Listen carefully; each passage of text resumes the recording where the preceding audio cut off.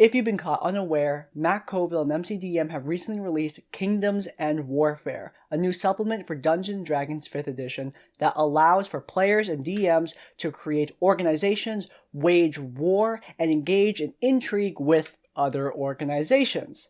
So, does the book fulfill those goals? Is the book worth a purchase? $30 for a PDF, $40 for the physical copy at the time of recording this. Is it worth it? Well, let's find out.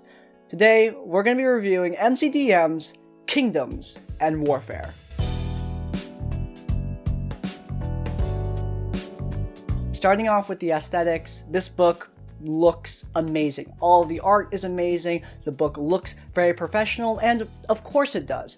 By all intents and purposes, this book is made by professionals, even if it wasn't developed by Wizards of the Coast. From what I can tell, all of the artwork made for this book is custom for Kingdoms and Warfare, and every single piece looks amazing and can provide cool inspiration for players and DM. It's a big part of why I like the new art in the D&D 5th edition books. The crazy amount of cool artwork in Dungeons & Dragons books provides cool inspiration, and I love it when Homebrew does the same thing. This supplement has great artwork and it looks amazing. Okay, now you're probably asking yourself, what about the actual content of the book? And yeah, you're right to ask yourself about that because that's what you're here for, I'm sure. So, what about the content? Well, let's start out with domains. What is a domain? Well, a domain is essentially this book's organization. When your players obtain a considerable amount of wealth or they obtain themselves a stronghold, they can found an organization whenever they have those means. And when an organization is founded, the players choose a specific type of organization. You can choose between something like the adventuring party or the militant group or the mercantile guild, stuff like that. Each one is like their own class and each have their own unique little stat sheet provided in the book with custom artwork and everything, of course. And each class of domain has their own specialization or subclass. The adventuring party can either be a band of misfits or an explorer's guild. I absolutely love this.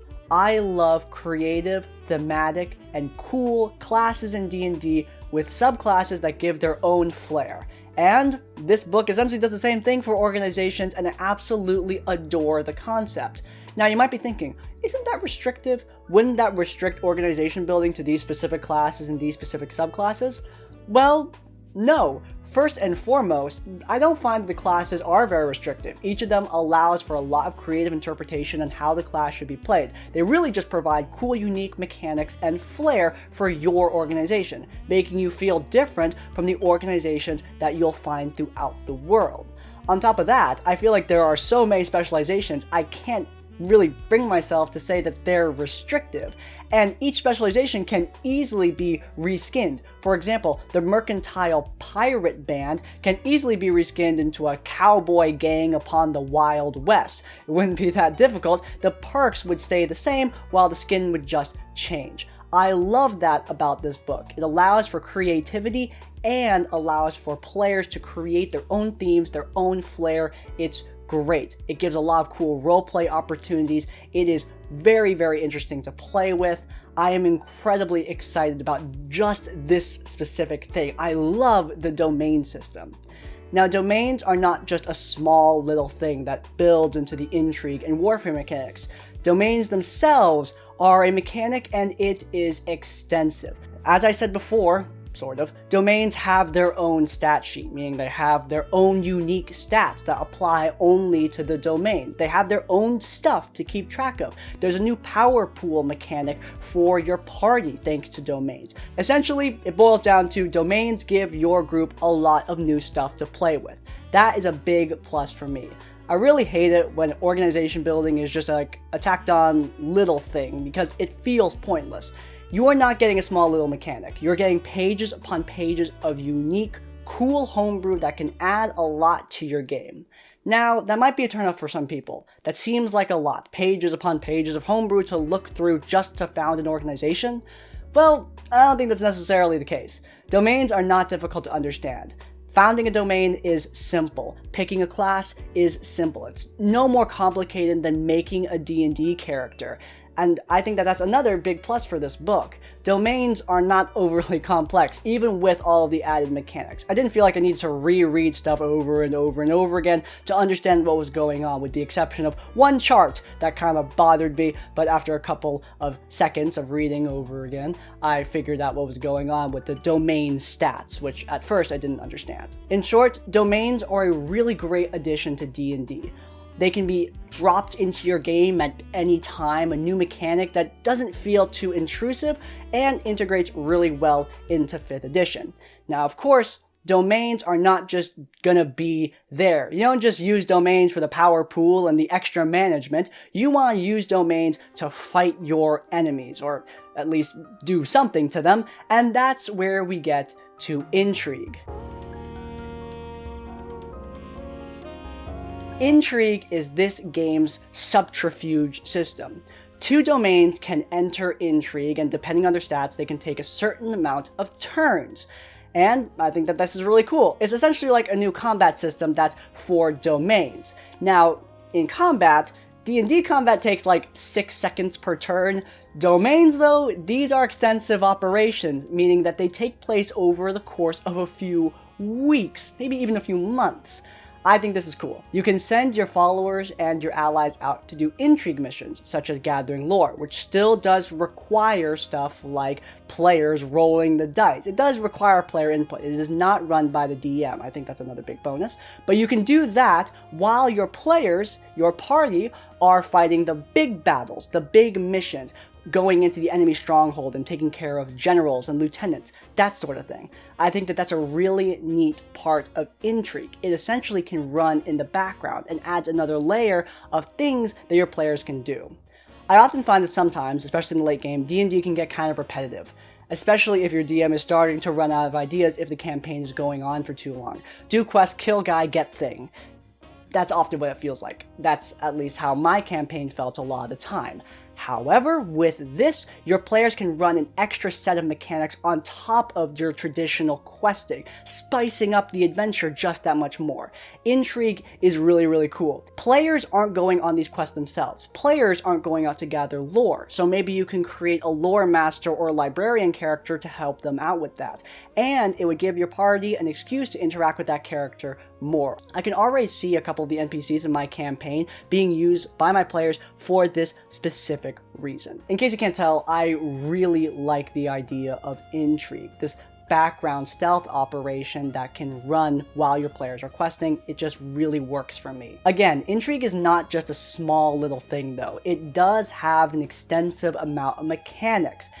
And this is where things can get complicated. There were times where I was a little confused on how Intrigue worked, but again, the book is a book, you can reread it, and I did understand what was happening. I was a little frustrated that things weren't explained more clearly, and I think that there are a couple times where examples could really be used.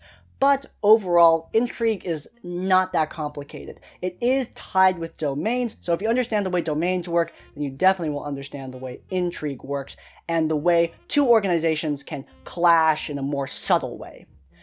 Now, there are a lot of D&D parties that say screw subtlety and go right for the big stuff, and that is where warfare comes into play. Now I'm gonna get this out of the way. I don't like most warfare mechanics, so this part of the book I was kind of dreading from the start. However, I do think Matt Colville did a great job in integrating warfare mechanics into Dungeons & Dragons. However, I still don't think it's perfect. I'm probably just going to run Domain and Intrigue, but I wanted to see how the warfare mechanics work so I can recommend if they should be integrated into your game or not. If you want this kind of thing in your game, should you bother buying this book? And yeah, I still think you should. Warfare is, again, very much fleshed out. It's not lazy. Matt Colville isn't saying, oh, here's 4 actions that you guys can take during combat to command your troops, and that's it. No, Warfare has its own battle chart, its own special units that you can deploy, its own battle mechanics, and everything. If you don't like homebrew mechanics that feel like a different system, I don't know if you're going to like these Warfare mechanics. It does feel like you're playing a different system sometimes. However, overall, I think that they do work. The warfare mechanics in this book fix one of the main issues I have with most warfare mechanics, in that I find a lot of warfare mechanics to be boring. This isn't boring, this isn't repetitive. There's a variety of units you can use to spice things up. It has its own battle chart, so it's fully fleshed out and doesn't feel like a tacked on feature, which again, as I've said multiple times, I don't like. This is a fully fleshed out warfare mechanic.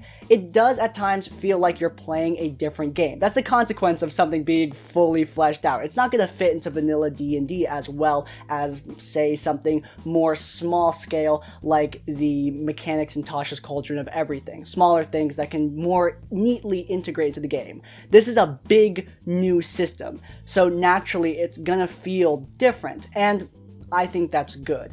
Am I gonna use it? Honestly, probably not. Again, I'm not huge into big battle mechanics, but if you want that kind of thing in your game, I think this is the best iteration of it. They did a great job at integrating it into Dungeons & Dragons and making it feel like a fully fleshed out new game rather than just a little thing that your players can engage in. Okay, so overall, is this book worth it? Okay, so is this book worth $30 on the PDF? If you are interested in these kind of mechanics, absolutely. As far as I know, this is the best iteration of warfare and organization building that I have found. The intrigue mechanics are awesome. The organization building feels great. The warfare is fully fleshed out. Even if I personally don't want to use it, nothing feels like it was just tacked on to fill space in the pages. Everything feels like it matters, and that is awesome. Now, I will say the physical copy, that's a pretty price to pay. When I tried ordering it here in the States, it was $60 including shipping, which that's a hard pill to swallow for a physical copy of a Dungeons & Dragons book. Keep in mind, I usually get all my D&D books on sale, so I'm trying to get them at $20, so paying $60, it's a bit much. And if you're living in another country, I'm not entirely sure how shipping would affect you, but I can't imagine that it's any better. Look, if you're really invested in using this book as a display piece, or you just really want to have it in your hands, or you just hate ebooks, I'd say go ahead, get the physical version.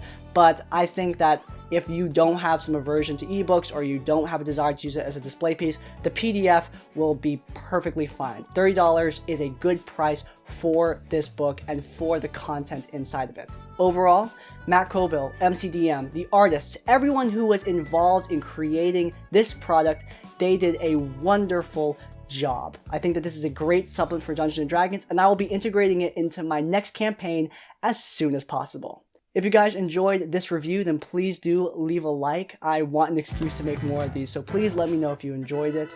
If you want to see more of my content, then please do subscribe to Crispy's Tavern, and finally, if you want to leave your own thoughts or reviews, go down to the comments down below.